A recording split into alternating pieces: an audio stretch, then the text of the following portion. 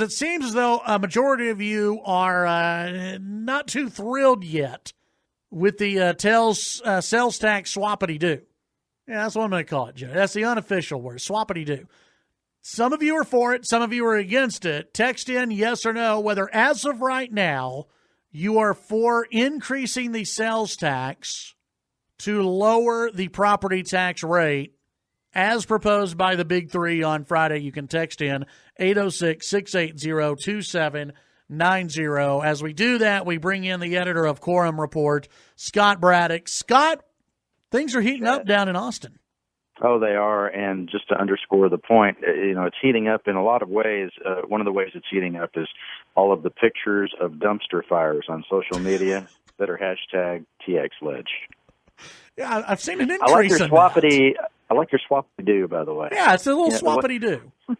The problem is with this kumbaya thing with the speaker and the lieutenant governor and the governor, and it's like they're only in kumbaya mode with each other at this point because everyone else seems to be upset. I was hearing from Democrats over the weekend and this morning who were quite upset with this proposal. Trey Martinez-Fisher, who's a Democratic representative and a chairman in the House of the Business and Industry Committee, one of Speaker Bonin's chairman, saying this morning that he can't vote for this. He and some others held a press conference saying that this is a bad deal for their constituents. And Republicans over the weekend saying the same thing. One of the things that our publisher, Harvey Kronberg, at Quorum Report, just wrote a few moments ago at quorumreport.com is that one of the tactical errors they may have made here, Chad, is that they let the members go home over the weekend and have it, instead of having them work on Saturday, where they would typically then stay in Austin and then just come right back to work on Monday morning. Since they all went home to their districts over the weekend, they all got an earful from people in their districts, eye to eye, saying, I don't think that this is a good idea. And that was from Republican and Democratic legislators telling us that this morning, that they were hearing that from their voters.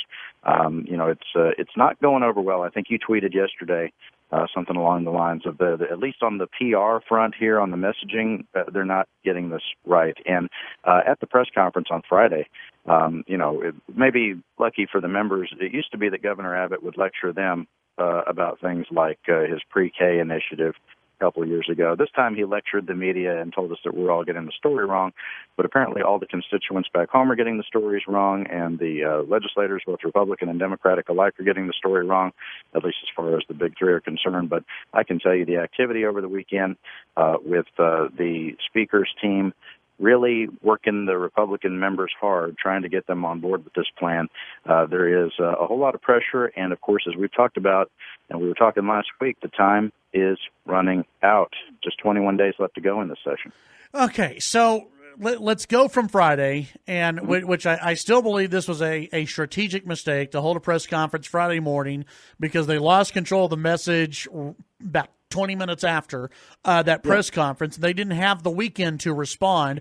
They should have done the press conference today and then roll everything out. But that's strategic stuff. Let's talk about what they have proposed. What leaders have proposed is what they proposed about a month ago, a 1 cent sales tax increase to buy down property taxes, correct?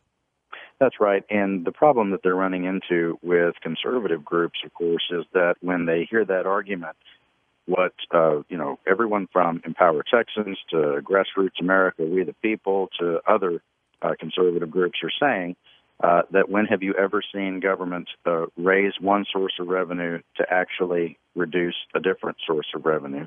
And then when you look at, and this may be why that press conference was rolled out on Friday, Chad, or why they did it on Friday, because the Legislative Budget Board, which, when they put out a memo, it's on state letterhead. This is the number crunching division for the legislature.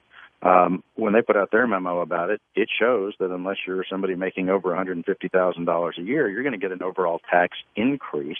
And the decrease in your property taxes would be minimal. It goes right to what Paul Betancourt said on your show a few weeks ago when they first rolled this thing out, which is the last time they did a tax swap, which was when they created the franchise tax in its current form. The whole idea at that time, a decade ago, was that they were going to buy down your property taxes. And, of course, nobody even remembers that happened because it might have offered a little bit of relief, right out of the gate in that first year after they did it. But after that, it was all evaporated. It all went away because it was washed out by rising appraisals. And more Republicans, by the way, and Democrats, too, are asking this question. Why is it that none of the proposals that are out there are addressing appraisal creep? The rising appraisals for a lot of people, especially in those, fast growth areas around the state, especially in the suburbs and places like Montgomery County and, in the Houston area or up in Frisco in the DFW area, where the values are rising so fast. Why not address the appraisals? Because that's what's really causing people to have their bills go up so much. And I can tell you that the Republican and Democratic members are very nervous about this. It may be that it's a very easy vote for Democrats to be against this, but for Republicans to be for it may put them in the firing line for a primary in March next year, and may also put them in the firing line for a real challenge to their incumbency in November of next year. We've got quite a few Republicans, at least a dozen, who are probably vulnerable in November of next year. You've got Trump at the top of the ticket. It's a presidential year. Democrats have the wind at their back, and the leadership isn't giving these guys any bullets in their gun, to go out and say, look, I cut your taxes. If those threatened Republicans were able to say that, they might have a better chance of holding on to their seats, come next November. Yeah. All right. So you brought up the table, the numbers that came out as well over the weekend, and maybe an hour after the press conference. These tables started coming out that showed that a lot of taxpayers in the state of Texas would not be saving any money. Texas Public Policy Foundation, they came out and disputed that, and I'll have them on the show tomorrow. Today, and I think it actually started coming out last night, Representative Dustin Burrows of Lubbock, he's been tweeting out this new table that shows the effective tax rate of sales and the property tax rate, combining what they've been talking about with HB3. And that people's that everyone would be saving money that way. Yeah, and the problem with that table, and it seems that was an analysis that was done for the leadership, because I haven't seen it distributed beyond that. But it's very helpful for Chairman Burrows to put that out, by the way. I give him credit for that. But the problem with the table is that it combines two bills that are sort of like apples and oranges, because in HB3, which is the school finance bill, what they're doing through the school finance reform is money that is already available. HB3, the way it was passed out of the House, was money that was already in the bank. And what you see in HJR 3 or in the other bill that is the sales tax swap, what you see in that is money that is not already in the bank, but money that would supposedly be collected through the increase in the sales tax. So it is an apples to oranges comparison. You can't really mix the two to then come up with numbers that make it a little more attractive. The other thing about the TPPF rebuttal, by the way, is that they're saying that, and there's something to this, they're saying that overall the tax burden for some folks would go down because the LBB analysis from Friday did not factor in the property tax supposed savings that people would get under the tax swap. The problem with that is numbers that were being shared, by Republicans, including Senator Paul Bettencourt, I'm told, they were sharing numbers that said that unless you lived in a home that was, are you ready for it, Chad? Unless your home was a $700,000 or more property, that the sales tax swap would not even begin to benefit you. Huh. Well, a lot of people live in those homes. Yeah, and I'm sure lots of them in Chairman Burrows' district. A lot of people all over the place. After this press conference on Friday, I was walking through the Capitol, and one of the guys, one of the Republicans who was nearly beaten by a Democrat in the fall in 2018, had just looked at those numbers and was grumbling to some reporters, including myself, that, look, that's not what my district looks like. Yeah. And this is somebody who, won his election, but won it basically less than 100 votes was the difference in November. So folks like that, very nervous. Well, and okay, this also ties into what the Senate is doing today, because they're debating the school finance bill, correct? That's right, and they have 110 amendments that have been offered as of noon on Friday. A lot of different changes that are supposedly, or at least some that could be made, but some that are, of course, pipe dreams by people that are hoping to get some changes made to this thing. I would say one thing over the weekend was probably not fair. You may have seen that a lot of folks were saying that the new version of House Bill 3, the school finance bill, puts more emphasis on the high-stakes testing, that the STAR test is going to be relied on more for funding. We're about to post a report, a quorum report, and I've got some of the details in front of me, but we'll let folks read it.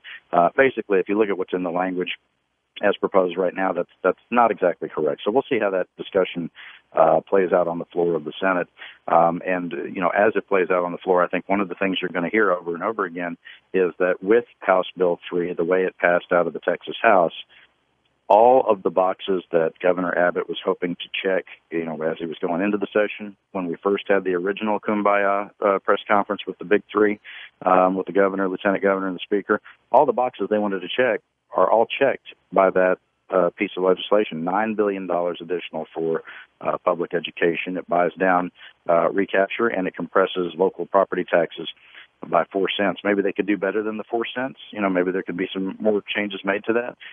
But there is property tax relief in that bill, and there is more money for schools in that bill. And this is key: it does all those things without raising taxes anywhere else. It doesn't require that sales taxes be raised or anything else. Although the new version, as rolled out in the Senate, does require about $5 billion additional. And I know that's all, it's a lot of details, but bottom line is the way they passed the school finance out of the House would accomplish all the goals without raising taxes. The way they're looking at doing it in the Senate, they would still have to figure out where to get about $5 billion additional. Yeah. So all this is still up in the air. I mean, we're 21 days away, right? I mean, and everything is still up in the air. And even this, the figures that keep being released, whether it was on Friday or today, we don't have anything definitive, correct? Until they pass, the school finance reform, until they get everything to the governor, we don't have the final figures yet, right? That's right. And, what Paul Bettencourt and others in his faction within the Senate are saying, he's got at least two other Republicans who were with him on this, because remember, there were two other Republicans in the Education Committee that voted with Bettencourt last week, voted present, not voting on that school finance bill. Bettencourt and others are saying, we do have money in the bank to fix these things and do the things that we promised.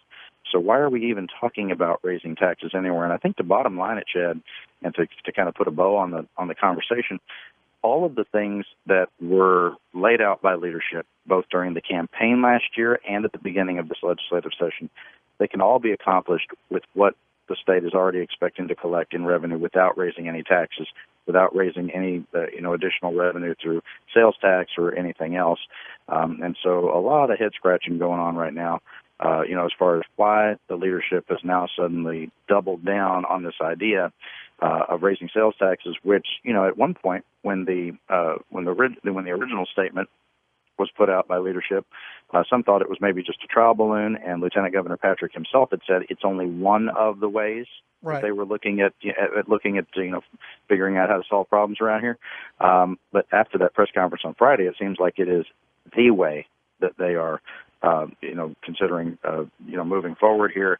The big question is whether they can find 2/3 support for the sales tax, property tax swap. That would mean that if 2/3 of the legislature, the House and Senate, approve of it, it would go to the voters later this year for the voters' approval, and then they would get to be able to say what they thought about it. And Lieutenant Governor Patrick said that he thought more than 70% of Texans would approve that. Based on what you're hearing, I'm not sure that's right. But the other way to do it is to not do it by constitutional amendment and just do a simple majority. But the way the math works on all that, because they're adding additional revenue, that means the House and Senate would also have to vote to bust the state's constitutional spending limit, the spending cap, which I'm sure you've seen before from third-party Republican groups not thrilled about the possibility of that in past legislative sessions. I think the last time they did it was in I think it was in '07, when they were voting to create that franchise tax to buy down property taxes. And it is a simple majority vote also to bust the spending limit. But guess what? Then that goes on that scorecard that a lot of Republicans are very fearful of, right? That it's a bad vote, that they voted to spend more than what was in the bank and more than the Constitution allows under the spending limit.